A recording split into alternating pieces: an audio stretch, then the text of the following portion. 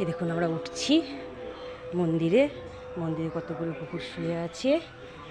এই দেখুন, এই যে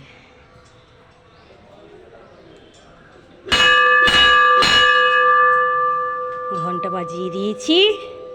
এই আমরা এবার পাতালেশ্বরের নেমে পড়েছি মন্দিরের একবারে মাঝখানে। বৌদি প্রণাম করছে, আর আপনারা আশেপাশের সমস্ত জিনিসটা দেখে নিন। হাঁটতে হাঁটতে এসছি বলে একটু হাঁপিয়ে গিয়েছি। এই দেখুন,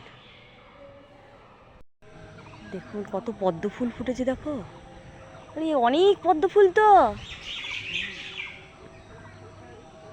ওই দেখুন পদ্ম ফুল,